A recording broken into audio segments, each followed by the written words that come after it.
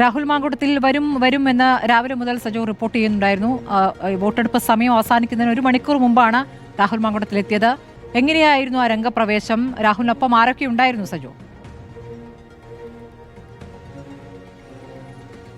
സ്മൃതി, ഒരു 4:45 കൂടിയാണ് കുന്നത്തൂർ മേട് ഡിവിഷന്റെ പോളിംഗ് ബൂത്തിലേക്ക്, നഗരത്തിൽ തന്നെയുള്ള സെന്റ് സെബാസ്റ്റ്യൻ സ്കൂളിലെ പോളിംഗ് ബൂത്തിലേക്ക് രാഹുൽ എത്തിയത്. MLA ബോർഡ് വെച്ച കാറിൽ തന്നെയാണ് എത്തിയതെന്നത് പ്രധാനം. ഒപ്പം പ്രാദേശിക രാഹുലിനെ ഇപ്പോഴും പിന്തുണയ്ക്കുന്ന ഭാരവാഹിത്വമുള്ള പ്രാദേശിക യൂത്ത് കോൺഗ്രസ് KHU ഭാരവാഹികൾ അനുഗമിച്ചു എന്നതും മറ്റൊരു പ്രധാനപ്പെട്ട കാര്യം. ഒരു പൂച്ചെണ്ട് കൊടുത്ത് അവിടുത്തെ പ്രാദേശിക കോൺഗ്രസ് പ്രവർത്തകൻ സ്വീകരിക്കുന്നു, പിന്നീട് ബൂത്തിൽ കയറി വോട്ട് ചെയ്യുന്നു. അതിൽ അദ്ദേഹത്തിന്റെ ശരീരഭാഷ വളരെ പ്രധാനപ്പെട്ടതാണ്. വലിയ ആത്മവിശ്വാസമുണ്ട് എന്ന സന്ദേശം പ്രചരിപ്പിക്കാൻ 15 ദിവസത്തെ ഒളിവ് ജീവിതം കഴിഞ്ഞ് നേരെ പോളിംഗ് ബൂത്തിൽ പ്രത്യക്ഷപ്പെട്ട രാഹുൽ വളരെ ബോധപൂർവം പരിശ്രമിച്ചു എന്നത് വളരെ ശ്രദ്ധേയമായിരുന്നു.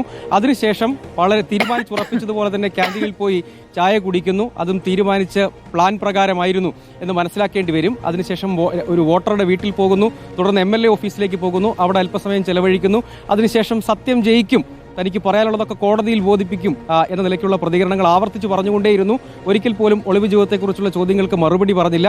വീണ്ടും അതിനുശേഷം മാത്തൂരിലേക്ക് പോയി അവിടെയും അവിടുത്തെ ഒരു സുഹൃത്തിന്റെ വീട്ടിൽ കയറി എന്നാണ് മനസ്സിലാക്കുന്നത്. നിലവിൽ പാലക്കാട് ജില്ലയിൽ തന്നെ രാഹുൽ ഉണ്ട് എന്നതാണ് ഒരു പ്രധാനപ്പെട്ട കാര്യം. അടുത്ത പലരെയും സന്ദർശിക്കുന്നു, അവരുമായി ആശയവിനിമയം നടത്തുന്നു. ഇന്ന് രാത്രിയോടുകൂടി അടൂരിലെ വീട്ടിലേക്ക് പോകുമെന്ന് മനസ്സിലാക്കുന്നു. അതിനുശേഷം നിർദ്ദേശിക്കപ്പെട്ടത് പ്രകാരം തിരുവനന്തപുരത്ത് ഹാജരാകേണ്ടതുണ്ട്. ആ കാര്യവും പൂർത്തീകരിക്കും എന്നതാണ് ഇതിൽ മറ്റൊരു പ്രധാനപ്പെട്ട കാര്യമായി എടുത്തു പറയേണ്ടത്. രാഹുൽ ഈ വോട്ട് രേഖപ്പെടുത്തുക എന്നതിൽ കവിഞ്ഞ് മറ്റൊരു സന്ദേശം വീണ്ടും, അതായത് നേരത്തെ കുറേ നാൾ അദ്ദേഹം പാലക്കാട് നിന്ന് വിട്ടുന്നതിന് ശേഷം തിരികെ പ്രചാരണത്തിൽ സജീവമാക്കിയപ്പോൾ പകരാൻ ശ്രമിച്ച ചില പ്രശസ്തമായ പ്രതികരണങ്ങളൊക്കെ ഉണ്ടല്ലോ, അതും കൂടി ഇത് ചേർത്ത് വായിക്കണം. അങ്ങനെ ഇത് തനിക്കെതിരെ ആസൂത്രിതമായ വേട്ടയാണ് എന്ന മട്ടിൽ അതിനെ എത്തിക്കാനായിരിക്കാം അദ്ദേഹം ഒരുപക്ഷെ അങ്ങനെ ഒരു സന്ദേശം പകരാനായിരിക്കും ഉദ്ദേശിക്കുന്നത്. യൂത്ത് കോൺഗ്രസിന്റെ ചില ഭാരവാഹികളും MLA ഓഫീസിലും അല്ലാത്ത ഇദ്ദേഹം പോയ ഇടങ്ങളിലുമൊക്കെ രാഹുൽ മാങ്കൂട്ടത്തിലിനെ അനുഗമിച്ചു എന്നതും വളരെ പ്രധാനപ്പെട്ട കാര്യമാണ്. നേരത്തെ നമ്മൾ ഇതിന്റെ വിഷയം തിരഞ്ഞെടുത്തതുപോലെ ഈ രാഹുകാലം ഉടനൊന്നും അവസാനിക്കില്ല എന്ന് കരുതേണ്ടി വരും. ശരി, സജോ ദേവസിയാണ് വിവരങ്ങൾ നൽകിയത്.